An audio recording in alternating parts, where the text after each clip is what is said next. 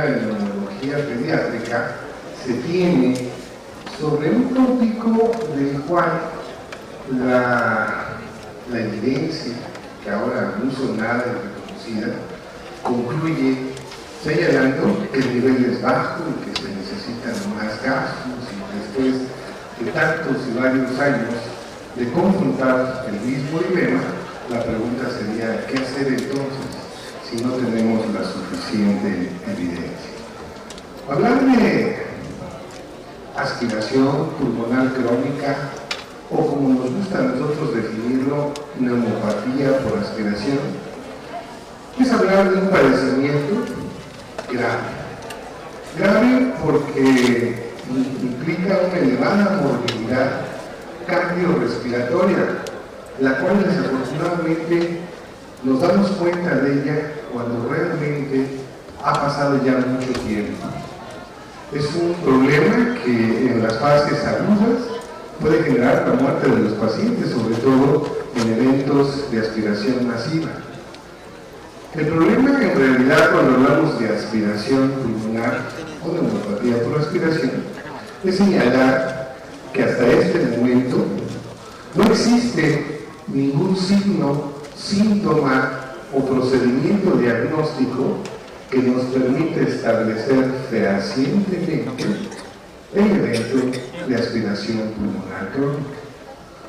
Con este panorama uno pensaría, pues estamos ante un concepto novel, reciente, cuando en realidad es algo, como dice el maestro, el doctor Pérez, después de la Biblia ya todo está escrito. De este hecho o situación se reconocen antecedentes desde la época hipocrática.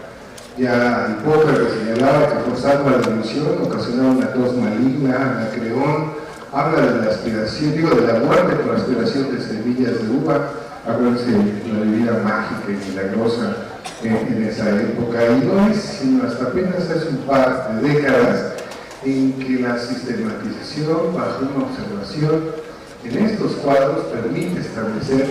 ciertas entidades nosológicas como la de Curtis Mendelssohn al hablar de neumonitis química asociada a la aspiración. Neumopatía por aspiración, entonces, podemos definirla como una entidad sindromática donde el daño broncopulmonar, donde se reconoce como el daño broncopulmonar que genera la aspiración, ya sea esporádica e intermitente, de diversas sustancias. Entre estas destacan particularmente el contenido gástrico, la saliva y secreciones contaminadas, sustancias oleosas, cuerpos extraños, etcétera, etcétera. Como entidad sindromática, el concepto de neumopatía por aspiración incluye un sinnúmero cada vez más amplio de condiciones nosológicas reconocidas, como puede ser la neumonitis química, la neumonía lipoidea, la aspiración de meconio, la neumonía por hidrocarburos, aspiración de cuerpos extraños, síndrome de casi ahogamiento, la neumonía asociada al ventilador. Vale la pena insistir que muchas de la base patogénica de todas estas entidades sindromáticas, sin lugar a dudas, tiene que ver con el evento de aspiración pulmonar, que puede ser intermitente, puede ser esporádica, pero que finalmente establece un daño cuya expresión clínica reconocemos desafortunadamente en forma tardía. Los actores desencadenantes mayormente involucrados con esta entidad sindromática tienen que ver con las alteraciones en el mecanismo de la dilución. Hablar de trastornos en la mecánica de la dilución, ya sea de naturaleza funcional, orgánica, como podría asociarse a situaciones como fístulas traqueosofágicas, sacracia de cricofaringio, malformaciones congénitas, son en sí uno de los principales factores que desencadenan este evento de aspiración pulmonar crónica. No se diga los trastornos de la motilidad gastrointestinal, donde la enfermedad por reflujo gastroesofágico destaca como la más importante, más frecuente, sobre todo en el grupo pediátrico. Recientemente, entendido por reciente, hace un par de lustros apenas, se identifica en un grupo particular de pacientes que confrontamos pediatras y neurólogos pediatras a los niños con daño neurológico, en donde el daño neurológico establece particularmente un abatimiento o una pérdida en los reflejos primarios de defensa faringolaringea. Esta pérdida de los reflejos de defensa a nivel laringeo establece la aspiración a veces de saliva, la cual antes no la reconocíamos como un factor etiogénico, patogénico del daño broncopulmonar con el cual llegan con el pediatra y llegan con el neumólogo. Otras tantas causas como factores encadenantes son sin lugar a duda unas alteraciones mecánicas de la vía aérea. El daño que genera la aspiración pulmonar tiene que ver primero con la naturaleza del material aspirado, aspirar sustancias ácidas o no ácidas y en qué cantidad determinan un sinnúmero de fenómenos como el que están ustedes observando, donde la frecuencia y la naturaleza de este material asociada en relación con los mecanismos de defensa de la vía aérea determinan si se instala o no se instala el cuadro o el daño broncopulmonar asociado a la aspiración crónica de estas sustancias. Siguiendo con este concepto, ¿qué es entonces lo que se reconoce en la patogenia de la aspiración pulmonar? Es común señalar que la aspiración de sustancias irritantes, ácidas o no ácidas, determina diversos cuadros de laringotraqueitis, es que me equivoco, y como siempre, ahora sí, determina diversos cuadros, decía yo, de laringotraqueitis, de traqueobronquitis, bronquiolitis, neumonía. Probablemente este sustrato de componente inflamatorio, como que ustedes ven en la filmación, determina no solamente el reblandecimiento de las estructuras de sostén, que da un comportamiento malásico y favorece el fenómeno obstructivo, que retiene secreciones, que retiene aire. Este componente inflamatorio, mucoso, en ocasiones poco expresivo, pero en otras ocasiones, como en el presente caso, en donde una mucosa granular, epidémica, le hace pensar al médico la problemática real que lleva el que este pequeño esté aspirando, o la pregunta de qué será lo que tiene en esta mucosa traqueobronquial que lo lleva a esta destrucción, que muchas veces la pregunta sería ¿qué hicimos para dejar que pasara tanto tiempo antes de identificar estas situaciones? La condición de aspiración, sobre todo de macromoléculas, se ha relacionado con la sensibilización a proteínas de alimento y no es descabellado entonces observar que muchos de estos pacientes se sensibilizan a este tipo de proteínas y expresan en la clínica manifestaciones respiratorias ahora secundarias, ya no a la aspiración crónica, sino a la sensibilización que esta aspiración crónica determinó en relación a moléculas, a proteínas de alimento. También es fácil entender bajo este concepto que los mecanismos de defensa local se abaten, se pierden y que las infecciones sobreagregadas son fáciles de instalarse y esto lleva en la clínica al comportamiento que confrontamos todos los días en estos pacientes de ser referidos por cuadros bronconeumónicos de repetición, neumonías recurrentes, en el cual a veces los médicos nos enfrascamos en ofrecerle un antibiótico, 2, 3, el último antibiótico que les acaban de presentar, ofrecerle incluso factores inmunoestimulantes, pensando que con esto estamos resolviendo un cuadro cuya base patogénica es la aspiración pulmonar. Hablar de aspiración de diversas sustancias habría que categorizar dos cuadros: la aspiración de sustancias irritantes ácidas y la aspiración de sustancias irritantes no ácidas, en donde destaca la aspiración de los diversos lípidos. Esta imagen, aunque no es una imagen excelente, corresponde a la radiografía de un paciente ingresado al instituto para una rehabilitación quirúrgica de un pie equinovaro. Vean ustedes un paciente que ingresa sin ningún problema respiratorio, en las primeras horas de evolución desarrolla grave dificultad respiratoria con este patrón alveolo intersticial progresivo que en las siguientes horas, días, lo lleva a un verdadero conflicto de ventilación que pone en riesgo la vida y que el intensivista considera como una base de un síntoma asociado a qué habrá pasado en este pequeño corazón sano desde el punto de vista cardiorrespiratorio a una corrección o rehabilitación de un problema ortopédico. Las consecuencias, como le decía Mendelssohn hace ya varias décadas, lo más seguro es que en esa inducción anestésica y en la falta de preparación adecuada, lo que hizo el paciente fue la aspiración de contenido gástrico ácido para desarrollar lo que Mendelssohn habla de termonitis química o el conocido síndrome de Mendelssohn. Esto es una de las primeras expresiones. Este otro ejemplo, y ustedes dirán, oiga, el doctor Cuevas trae ejemplos muy añejos, digamos así. Pero está aquí uno de los hermanos de esta familia inmunológica latinoamericana, el doctor Cutier, que fue quien atendió a este paciente.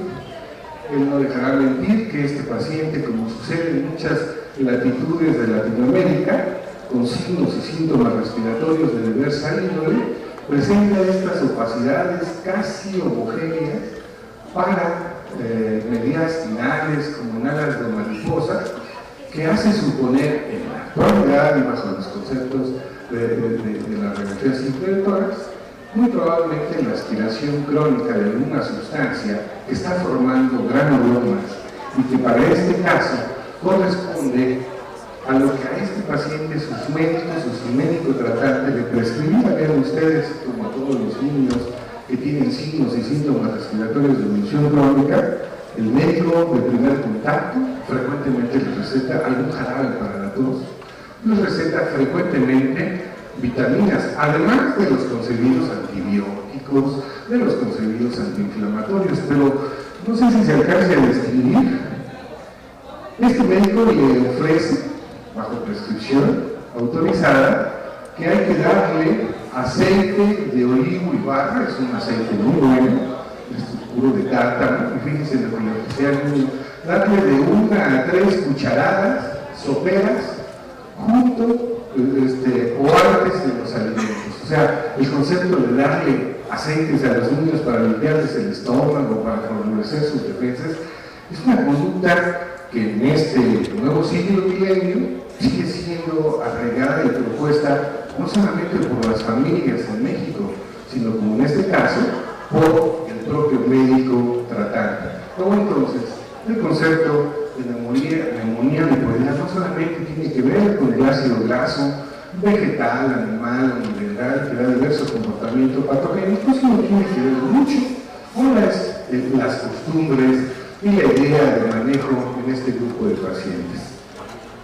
De esta manera, o así las cosas,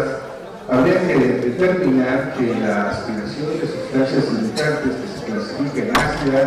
donde el componente inflamatorio es más agudo de evolución rápida hacia una grave dificultad respiratoria, contrasta con la aspiración de sustancias irritantes, no ácidas, donde el componente inflamatorio es de menor intensidad, la evolución es subaguda o crónica y la expresión histológica es hacia la formación de granulomas. Pero hasta aquí, de lo que queremos hablar de ustedes no es de cada uno de estos síndromes que en la literatura neumológica encontramos y que se detallan en particular para cada caso como entidades aisladas, cuando en realidad comparten el mismo principio patogénico que muchas otras situaciones. Lo que queremos comentar o referirnos con ustedes es que este trastorno de aspiración pulmonar crónica, la neumonía por respiración, comparte el trastorno de la mecánica de la elusión, la aspiración directa por el reflujo esofágico y en particular la aspiración de saliva, sobre todo en los pequeños pacientes con daño neurológico.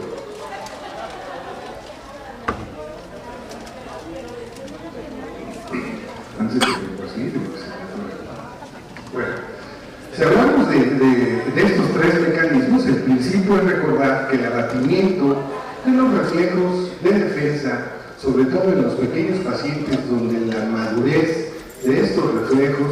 retarda el inicio de la dilución faríngea. Es conocido que al recién nacido, si ustedes intentan darle un bolo alimentario con cambio de su propiedad física, muy probablemente inducimos el evento de aspiración. Es concebido también que al recién nacido prematuro lo tenemos que alimentar con un alimentador, que las fases de la maduración faríngea van en relación con la edad del paciente y que el cambio a veces nada más dietético de la propiedad física del alimento induce este tipo de problemas. El retardo en el cierre glótico inadecuado que favorece aspiración, o el cierre exagerado que conlleva episodios de apnea, estridor, así como la ausencia del reflejo tusígeno o el inadecuado movimiento del bolo alimentario hacia el nivel faríngeo o la disfunción de los esfínteres esofágicos superior e inferior. Con esto entonces el componente de aspiración se asocia a la disminución en la depuración o clínicas esofágicos, sobre todo en la deglución, en la salivación y en la motilidad local. La disfunción de estos esfínteres asociada a la disfunción del aductor laringio son de las razones patogénicas que justifican este cuadro. Los investigadores a nivel internacional proponen el estudio de la estimulación laringea a través de umbrales sensoriales que se relacionan con los eventos o la severidad de estos cuadros. Vean ustedes lo que frecuentemente sucede cuando se estimula la laringe por diversos mecanorreceptores. El nervio laringio superior lo que ofrece es un reflejo laringio del laringio aductor que cierra el área glótica y evita el evento de la aspiración. Cuando estos mecanismos se abaten, es fácil entender entonces el paso del contenido hacia la vía inferior o superior. Aquí viene otra vez el cierre. Este es el aductor laringio que hace el movimiento de la dilución, el cierre de esta zona, evitando la consecuencia que en el cuadro se observa. Bien, si seguimos con esta idea, entonces algunos de los estudios, porque siempre alguien reclama la evidencia, han demostrado, por ejemplo, Link, que el 100 lactantes evaluados por trastornos del mecanismo de la dilución con manifestaciones infecciosas recurrentes a nivel aéreo y alteraciones neurológicas tuvieron un mayor umbral para aspiración laringea en relación al grupo control de pacientes que no tenían daño neurológico ni trastorno paralítico. Es entonces cierto que el cambio o el abatimiento de estos reflejos es el factor primordial. Thomson, en un poco de 200 lactantes, determina que en este grupo de pacientes con laringomalacia el umbral para la aspiración laringea recurrente se asocia con la severidad del mismo cuadro. La normalidad de este umbral se relacionó entonces con la disminución de los síntomas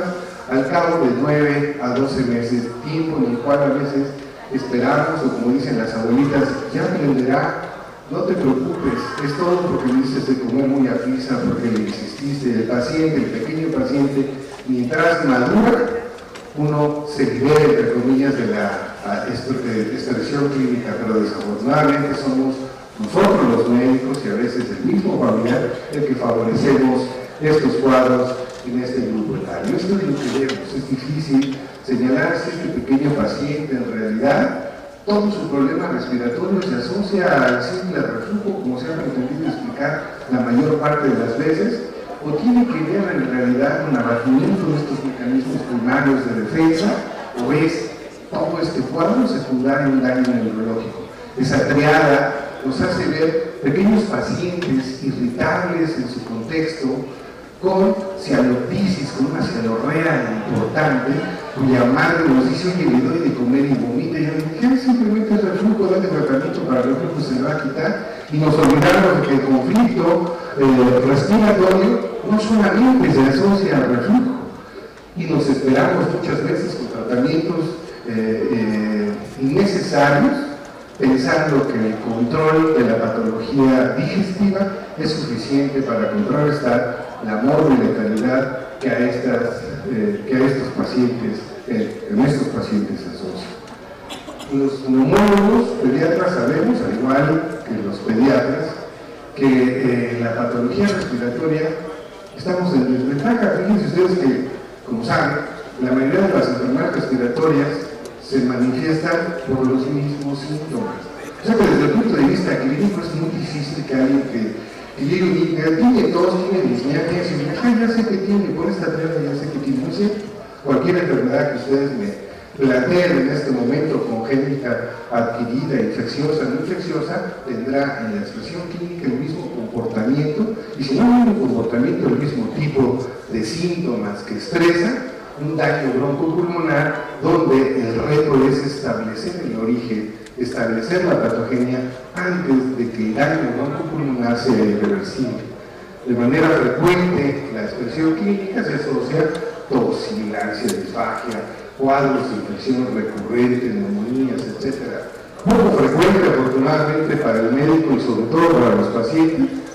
episodios de apnea, laringotraqueomalacia, estenosis, secundaria, bronquiectasias, son menos frecuentes en el comportamiento clínico de este tipo de cuadros. Algo que merece atención especial y que a veces confronta otro dilema del cual se ha hablado mucho.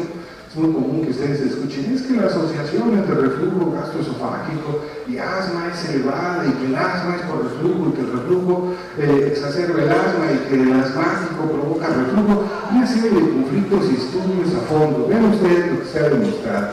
La aspiración de medio mililitro de ácido clorhídrico hacia la vía aérea incrementa 5 veces la resistencia pulmonar total.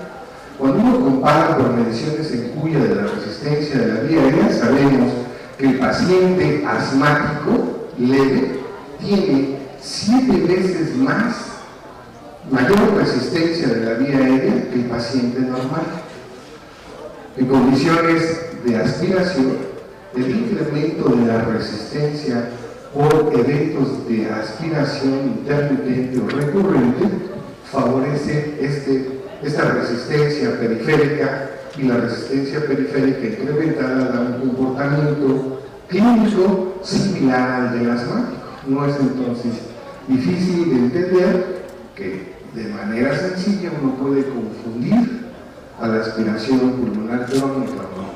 por aspiración con un paciente asmático. Y tampoco es difícil de entender que si el sustrato patogénico es la respuesta inflamatoria epitelial, el tratamiento del asmático con un esteroide inhalado va a mejorar o a favorecer el cuadro y hacer considerar al médico que está actuando adecuadamente, y que en consecuencia el niño va a mejorar, cuando en realidad estamos propiciando el establecimiento de un daño pulmonar irreversible.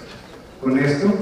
los fenómenos de aspiración determinan en el asmático un problema no controlable fácilmente, pero en el paciente no asmático determina el conflicto de diagnóstico diferencial entre asma y aspiración pulmonar crónica. Decía yo que es una enfermedad grave que determina alta morbilidad cardiopulmonar, pero que desafortunadamente no hay un recurso que le permita al médico de manera simple y oportuna establecer un diagnóstico de certeza. La radiografía simple de tórax, que sigue siendo la mejor arma diagnóstica del neumólogo pediatra, tiene marcadores, como ustedes ya conocen, infiltrados apicales o de regiones apicales y posteriores,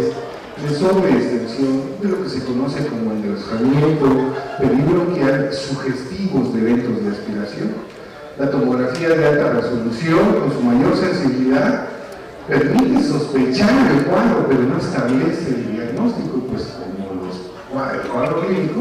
también la expresión radiológica es inespecífica. Los métodos que en el momento se han establecido, se proponen, es la videofluoroscopía y la mecánica de la deglución, la valoración microscópica de la deglución, observar al niño en ese momento, la broncoscopia o broncoscopía, como decimos los mexicanos, y con el detenimiento de la población celular del índice de lipóforos, que se consideraba que era con este parteaguas, por fin tenemos una metodología para hablar de aspiración. La verdad es que no es tan fácil. Hablar de la exploración endoscópica de la vía digestiva superior, ¿qué tiene que ver el neumólogo en este campo? La escuela mexicana, a la que orgullosamente pertenezco, estableció, por lo menos en México, la necesidad que tiene el neumólogo endoscopista de saber acceder al diagnóstico endoscópico de la patología digestiva que sabemos se compromete frecuentemente con estos cuadros. El estándar de referencia o planchimetría, la impedancia multimodal, el encefalograma, la radiografía, el salivograma y la división de secreciones son técnicas actuales. El médico utiliza esto que están viendo, es una evaluación endoscópica de la división, la colocación del nasofibroscopio en la nasofaringe le permite al médico evaluar cómo el contenido de leche refluye hacia la nasofaringe. A nivel tráqueo-bronquial, ya señalábamos que las características del epitelio granular, edematoso, exudativo y perético, suponen al médico un componente inflamatorio que en la expresión clínica nos lleva a pensar en la probabilidad de aspiración. El cepillado, la biopsia, el lavado bronquial en estos casos se establece para determinar a través de la población celular si este componente inflamatorio agudo, leve, severo, es en realidad asociado o no a la presencia de los macrófagos cargados de lípido, que durante mucho tiempo se consideró como el parteaguas para poder hablar de aspiración. También mencionábamos que la observación del tracto digestivo es en la actualidad un arma de gran utilidad para asociar el origen del evento de aspiración cuando este tiene que ver con la vía digestiva. Es decir, las cosas, en la actualidad hay un grupo de autores que hablan de las enfermedades aerodigestivas o de la vía aerodigestiva, entendiendo o recordando que mucho de la expresión cardiopulmonar tiene su origen en este sitio. Tal vez para concluir, nada más mencionar, porque estamos sobre el tiempo, es decirles a ustedes que cuando Colombo presentó inicialmente su índice de necrófagos y relacionó que entre 20 y 40, 20 y 400 de índice de necrófagos nos podía discernir cuando era menor de 85 los no aspiradores de aquellos que tenían un índice mayor de 85 que se asociaban rápidamente a la aspiración. El resto de la literatura nos dio al traste con el gozo que se tenía con los lipófagos, puesto que, como ustedes pueden ver en las diversas revisiones, estos índices se relacionan mucho, incluso con pacientes sin eventos de aspiración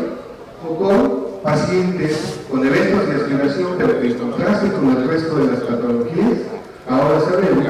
que el hipófago, o que este índice positivo, lo podemos ver en niños con fibrosis quística, lo podemos ver en niños con displasia broncopulmonar, lo podemos ver en niños con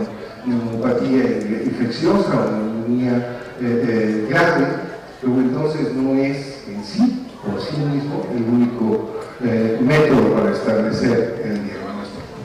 Cuando hablamos de la propuesta terapéutica, en el caso de que el sustrato haya sido un problema digestivo, como puede ser el reflujo gastroesofágico, se cuestiona, por ejemplo, que la suma de los estudios en relación al realizar o no fundificación y observar la mejoría del evento aspirativo, vemos que los pacientes con daño neurológico no tienen una resolución como la que se propone cuando ven niños con reflujo gastroesofágico, trastorno del mecanismo de la deglución y daño neurológico. Hace ya un par de años, y si no recuerdo, también una distinguida neumóloga pediatra colombiana señalaba las características radiológicas de los pacientes con aspiración, y un neumólogo pediatra venezolano hizo su tesis en el instituto sobre el bajo impacto de estas técnicas quirúrgicas en el paciente con daño neurológico severo, en donde el manejo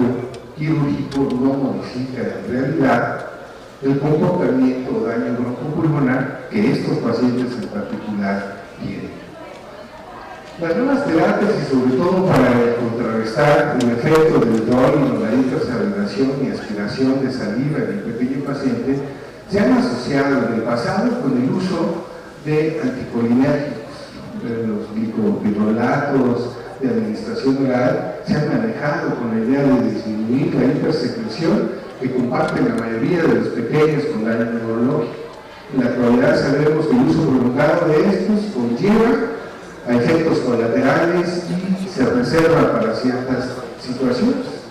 Los investigadores a nivel internacional proponen ahora la resección de las glándulas salivales, el cierre de los conductos de glándulas salivales o la modificación en estas áreas con la idea específica de disminuir el evento de aspiración. Algo que proponen a nivel general, sino como un esquema de toma de decisiones que sabemos que no es más que una simple recomendación frecuentemente asociada a que mediante la sospecha clínica el médico determine la necesidad o no de ejercer alguna de estas metodologías. Yo la verdad lo dejé y se los traigo a colación como lo describe la Academia Americana de Pediatría, porque me parece de lo más complicado y extraño, cuando en realidad el establecimiento del concepto clínico, el entendimiento de que no hay un solo parámetro que por sí mismo establezca o destaque la aspiración, hace necesario que los médicos que confrontamos este aspecto tengamos en mente que no un simple estudio, un simple procedimiento nos va a permitir resolver no una enfermedad, no una entidad sindromática, sino un espectro o sino una manifestación funcional que lleva a ese daño, del cual desafortunadamente sospechamos tardíamente. Claro que proponen ante la sospecha clínica la evaluación funcional de la nasofaringe, dependiendo de los resultados positivos para aspiración negativos, se lleva en los positivos a un cambio en la expresión dietética y en los negativos a seguir evaluando. Y no sabe positivo, pero tiene manifestaciones de aspiración, pues búscale qué más tiene, no te quedes con la idea de darle manejo dietético. Y si esto no es suficiente, cuando se determina una condición quirúrgica subyacente del tracto digestivo superior, hay que resolverla, no esperarse, no de dejar pasar a ver qué le sucede al paciente y en consecuencia seguir lo mismo. Esta evaluación no solamente incluye la evaluación de la vía aérea superior, sino que incluye la evaluación del tracto digestivo como una parte esencial de la toma de decisiones finales para los pacientes antes de establecer metodologías sencillas como decir vamos a operar a todos, vamos a ponerle sondas nasogástricas a todos. Para concluir y respetar el tiempo, yo quisiera decirles que hablamos ahora de enfermedad de la vía o de enfermedades aerodigestivas, recordando que muchas entidades que tienen su origen en el tracto digestivo superior se expresan en la clínica con manifestaciones respiratorias, que es necesario la sensibilidad del médico de primer contacto para diferenciar en el comportamiento clínico que si no tenemos un cuadro claro de patología pulmonar, muy probablemente su origen se encuentre en el tracto compañero que nace con la vía aérea desde un origen primario.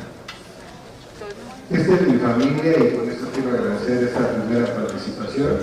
Esta es mi familia natural y mi familia, mis hermanos de corazón que están aquí. Gracias por la invitación.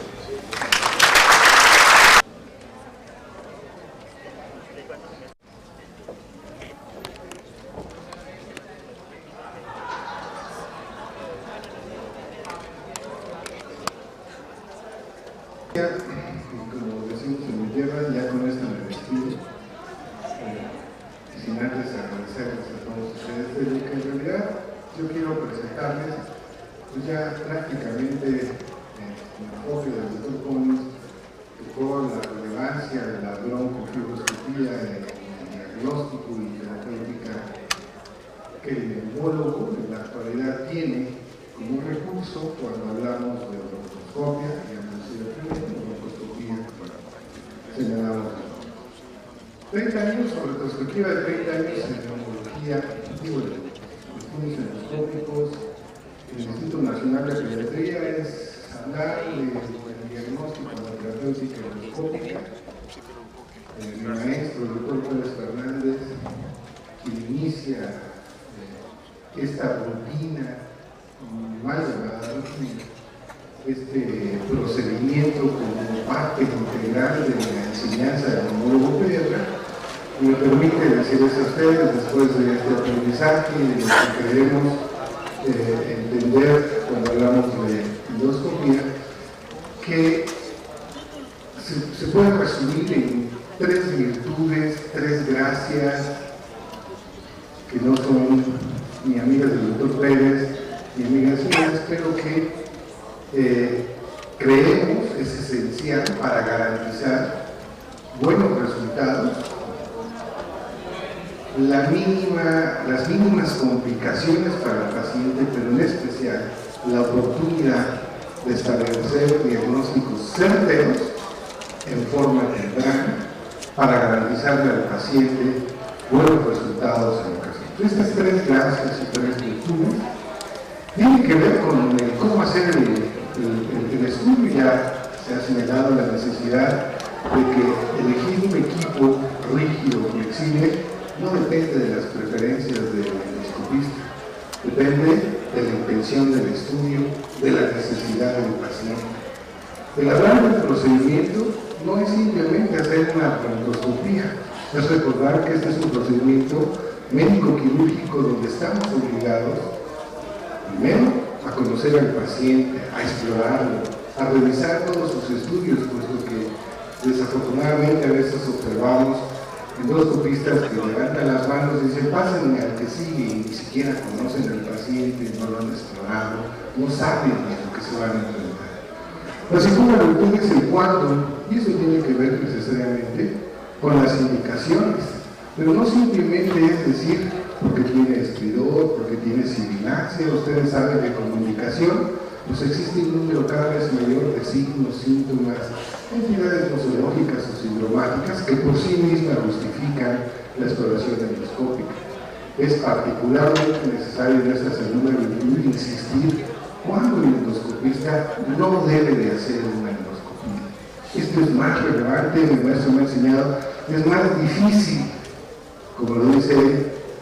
decidir cuándo no operar que operar a cualquier paciente. Bueno, hablar de endoscopia es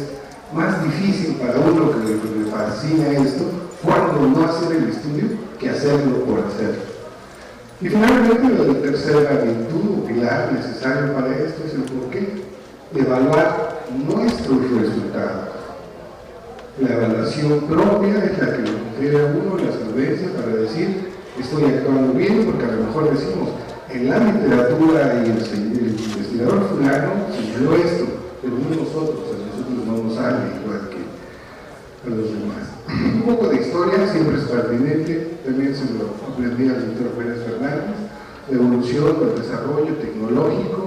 el instrumental endoscópico nos lleva a recordar el inicio de la era endoscópica con equipos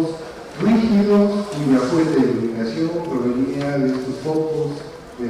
punta de arroz, a equipos rígidos de luz fría con prismas deflectores, unidades de telescopio que le permiten al médico realizar la observación e instrumentación de la vía aérea, garantizando oxigenación y ventilación adecuada en todos los pacientes. La era de la endoscopía flexible en los distintos calibres y la magia de la videoendoscopía lleva ahora a entender que el principio de garantizar oxigenación y ventilación adecuada a los pacientes es obligado en la práctica cotidiana de estos estudios. Si bien es cierto que con la magia de la videoendoscopía podemos acceder al paciente pediátrico en todas sus edades, incluyendo recién nacidos de muy bajo peso, garantizando en estos, cuando se siguen estos principios, buenos resultados y observando actualmente la forma de documentación iconográfica en video, la revisión sistematizada cada vez que hay duda de estos pasos. Esto es en esta primera lectura. Pero vean ustedes, en retrospectiva, si alguien de ustedes considera que en la actualidad solamente debemos de hacer endoscopía flexible, les puedo señalar que en el instituto la endoscopía rígida sigue siendo de gran importancia, de un valor inestimable, cuando, como señalaba hace un momento el doctor Collins, al confrontar un conflicto de aspiración de cuerpo extraño, si el endoscopista no sabe manejar equipos rígidos, probablemente más que beneficiar, vaya a generar problemas y esto sigue siendo vigente. ¿Qué hay que recordar como punto clave en esta primera virtud? Garantizar oxigenación y ventilación en el paciente. Recordar que la elección del equipo y la indicación del estudio va en relación a lo que necesita el paciente y no a la preferencia individual del endoscopista. De manera absoluta como contraindicación, más que recordar aspectos de compromiso cardiocirculatorio, es recordar que la principal indicación que contraindica el estudio endoscópico es la ignorancia de estos aspectos, la impericia y el equipo inadecuado. Muchas veces alguien a nivel particular compra un equipo y cree que con un solo equipo puede hacer todo en todos los pacientes y cada vez que se lo propone. La segunda virtud, cuando desde el punto de vista diagnóstico y terapéutico, se incluye en el diagnóstico un sinnúmero cada vez mayor de síntomas, signos, actividades nosológicas, transfusionológicas. Desde el punto de vista terapéutico, el abanico de la endoscopía intervencionista es cada vez mayor y nos lleva a proponer en perspectiva que en un futuro, ojalá no muy lejano, podamos generar mayor solución que simplemente el diagnóstico. Nosotros les queremos proponer como indicación, más que un signo o síntoma que justifica en la literatura la práctica de la misma, la exploración por entidades sindromáticas o por regiones anatómicas. Es ahora necesario que el neumólogo pediatra abarque la vía aérea superior como parte esencial del diagnóstico y la terapéutica neumológica. Las gallinitas de arriba ensucian a las de abajo, es algo que el doctor lo ha señalado décadas atrás y sigue siendo válido y necesario en la exploración, ya que existen muchos trastornos, entidades nosológicas tributarias de un estudio endoscópico donde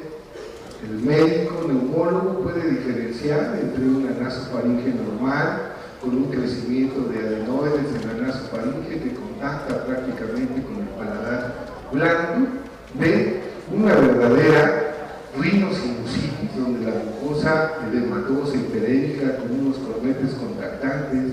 de forma irregular nos hace entender que es más allá del componente alérgico transitorio de la mucosa pálida intersecretora. Vean ustedes el terreno, en este caso, de una hipertrofia adenoidea que protruye sobre la mucosa nasal. Acceder con un endoscopio rápidamente establece la diferenciación de esto. Pero esta flacidez de la hipofaringe que ocluye durante el ciclo respiratorio, la misma es componente importante del estudio de los trastornos respiratorios de sueño. No sería que cuando más abajo, mejor dicho, cuando todos estos problemas sabemos que determinan sobrecarga de cavidades derechas y a veces se expresan en la clínica por este fenómeno obstructivo que determina insuficiencia cardíaca que se resuelve hasta la solución de la misma. Este paciente con una ránula sino que señala al endoscopista en esta vía aérea del sismo poder acceder a la misma, no sé cómo le voy a explicar el sonido por ahí que me ayude, poder acceder a la misma para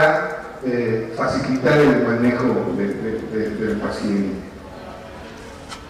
Si vamos ahora un poco más abajo en la laringe, la utilidad o las indicaciones para el diagnóstico y el tratamiento de la instrumentación endoscópica tiene que ver con diversas entidades, con los problemas malásicos, que se diferencian entre una malasia grado 1 y una malasia grado 3, que determina una conducta a seguir en el conflicto en la toma de decisiones. Los componentes inflamatorios agudos con edema importante del área abiótica, o que en ocasiones con los componentes laringotraqueales de origen infeccioso se extienden al área subglótica con estas najas de fibrina que disminuyen y generan procesos obstructivos, son de fácil diagnóstico o acceso cuando se cuenta con el equipo adecuado para establecer el diagnóstico.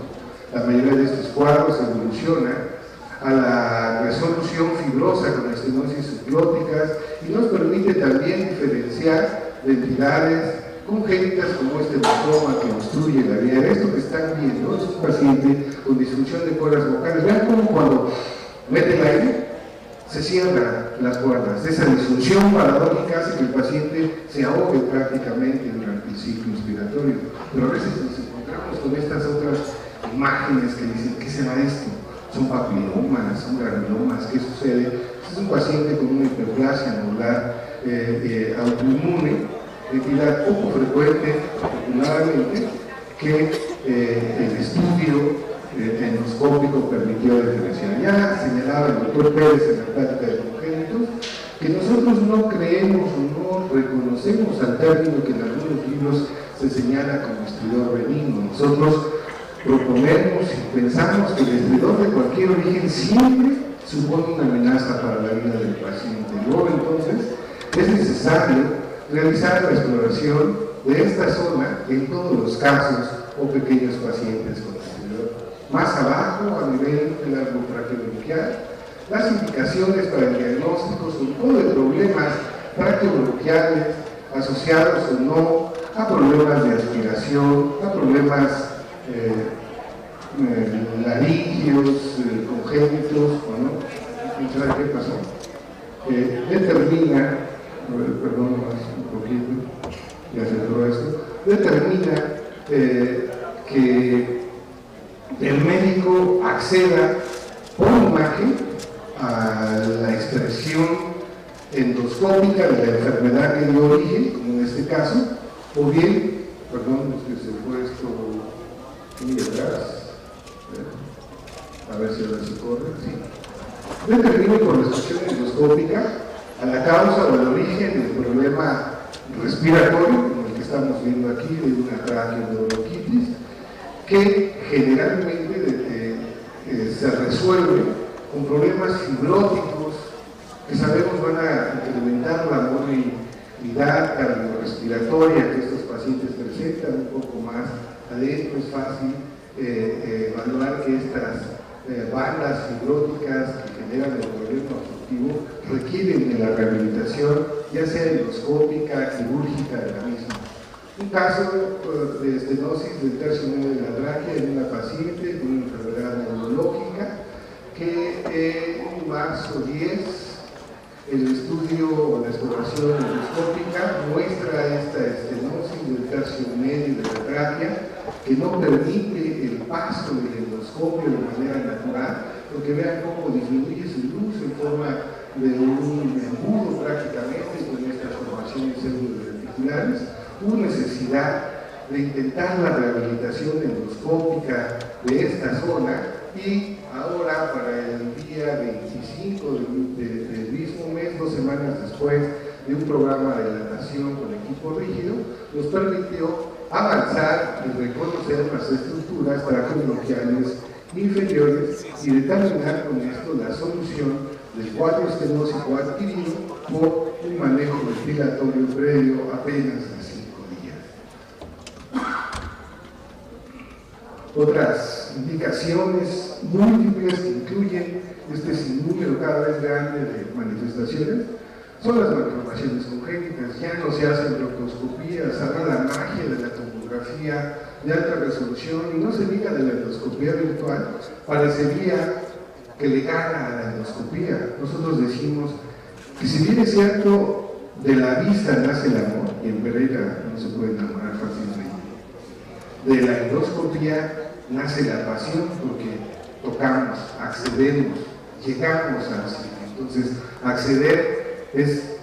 tocar es pasión y en la endoscopía es lo que tenemos. Esto que ven ustedes aquí es otro, no solamente de las indicaciones diagnósticas de una fístula traqueoesofágica, donde podemos en realidad a través de la fístula evaluar la vía digestiva. ¿Por qué traigo a colación esto? Porque el endoscopista puede caminar la vía, la fístula, y favorecer al cirujano su localización. O puede bien ocluirla en ocasiones con un balón, en este caso,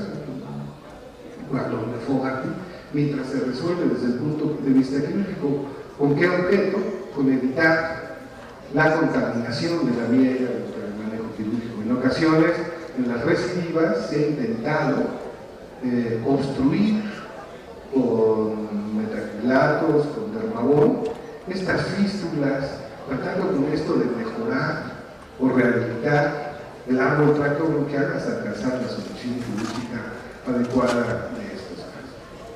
Terapéutica endoscópica, como ya hemos visto, incluye un sinnúmero de condiciones, particularmente la aspiración selectiva de problemas respiratorios asociados a verdaderos tapones de moco que no siempre fácilmente se accede a ellos. Una de las características en estos cuadros es que una vez que se permeabiliza la zona de oclusión por tapones de moco, nos hemos acostumbrado a manejar con presión positiva esa zona para tener una mejor expansión pulmonar en la etapa posendoscópica, pero en otras ocasiones el componente inflamatorio subyacente y el cambio en la radiología prácticamente del moco, aunque no se trate de fibrosis quística, determina condiciones de bronquitis plástica, en donde ven ustedes que las secreciones prácticamente es un tejido el cual es necesario extraerlo, en este caso con una pinza de biopsia, para poder traer esta bronquitis plástica que a molde obstruía todo el pulmón derecho y que en consecuencia era secundaria a esta obstrucción secundaria a la manipulación de la misma. En la extracción de cuerpos extraños, rutinariamente se accede, sobre todo en pacientes escolares y cuando se cuenta con el equipo adecuado, de manera fácil y adecuada y sencilla, tanto con equipos rígidos como con equipos flexibles. Están acostumbrados a observar, y esto ya es una rutina prácticamente en el instituto, la documentación inicial con los equipos flexibles y tomar las decisiones de su solución con equipos rígidos o flexibles dependiendo de la necesidad del paciente. Va más allá de la extracción de cuerpos extraños o aspiración selectiva. Es posible la resección de diversas tumoraciones como granulomas, papilomas. Es posible además intentar la rehabilitación de la vía aérea en ocasiones con balones neumáticos o con el diseño casero de dilatadores adecuados para que, como en este caso de una estenosis del bronquio intermestre, del bronquio izquierdo, que está edematizado y obstruido, pero la estenosis en el lado derecho, que le daba el conflicto ventilatorio, pudimos mejorar la ventilación en este sitio, que vean ustedes el conflicto del lóbulo inferior y medio, desde el punto de vista clínico y topográfico, que muestra por esta estenosis, como un intento de dilatación con equipos rígidos, con estos dilatadores caseros, le permite al paciente, una vez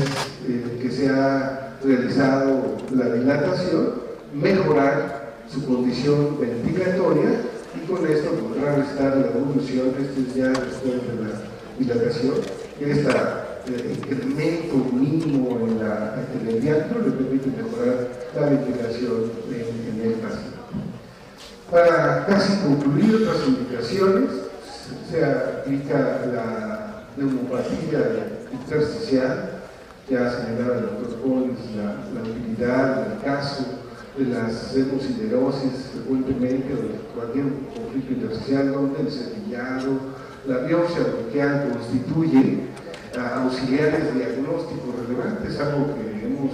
considerado necesario insistir es que las biopsias que se toman de la carina principal o de las carinas segmentarias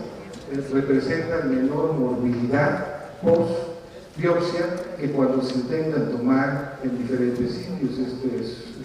un paciente con celulosis. Otro de los casos que señalaba yo con el doctor Gerson de una lipoprotesa alveolar, la documentación endoscópica, cuando se asocia al lavado broncoalveolar, se constituye no solamente en el procedimiento diagnóstico, sino el procedimiento terapéutico asociado a estos cuadros. Otras indicaciones es la identificación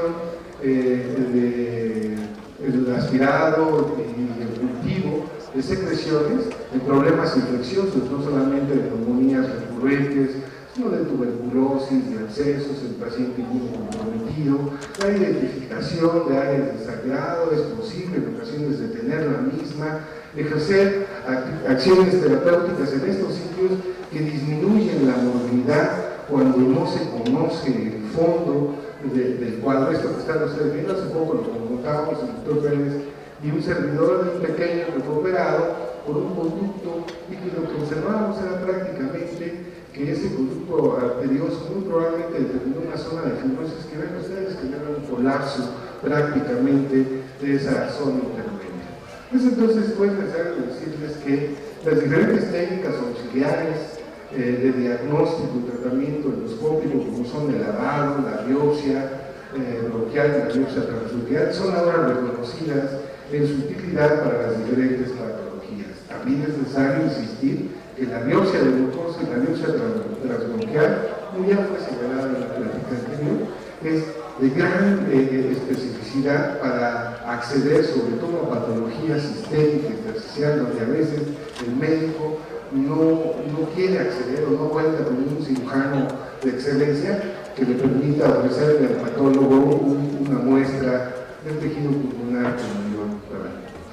En la plática anterior señalaba yo cuál es el rol del neumólogo en la patología digestiva alta, particularmente en los eventos de aspiración. Es necesario entonces, y así lo creemos en la Escuela Mexicana de Neumología, que el neumólogo, y déjenme repetirlo, que el neumólogo tenga la capacidad de realizar la exploración endoscópica de la vía digestiva y no esperar a que venga el compañero gastroenterólogo a hacer el estudio para diagnosticar, validar y diagnosticar un sinnúmero de entidades que desde el punto de vista ontogénico, biológico, comparten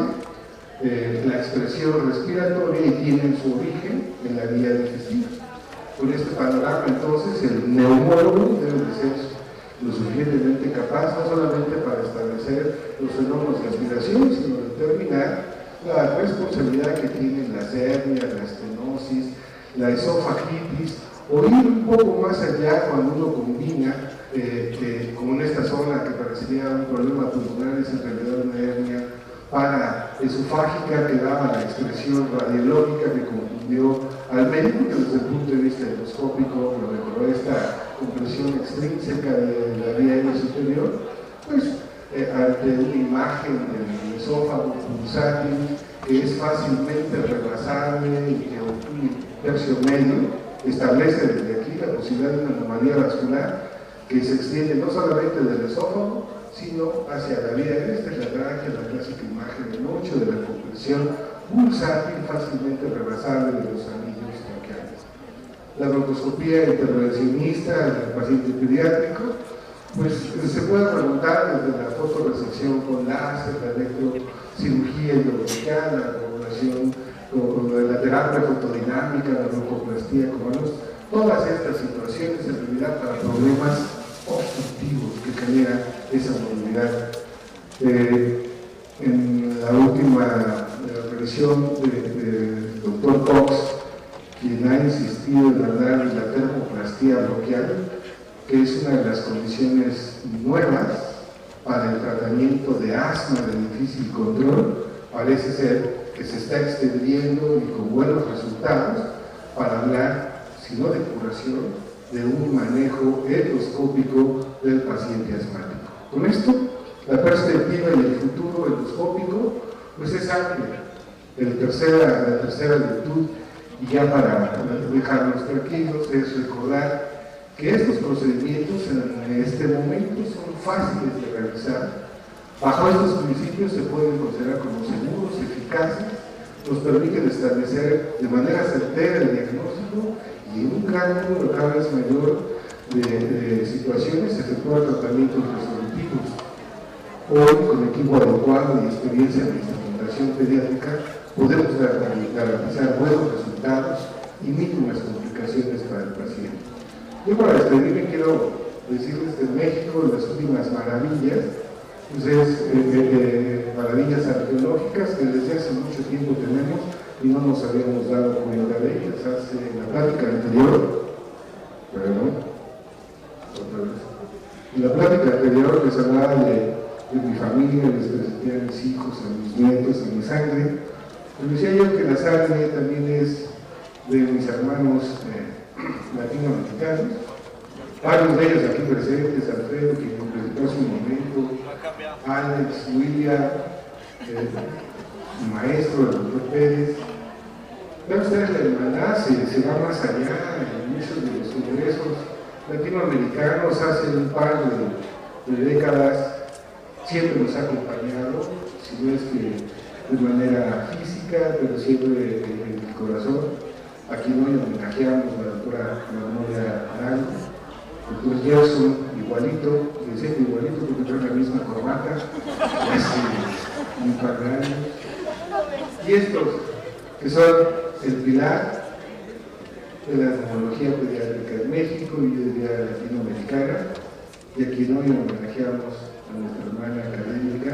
a quien agradezco mucho su amistad. Muchas gracias.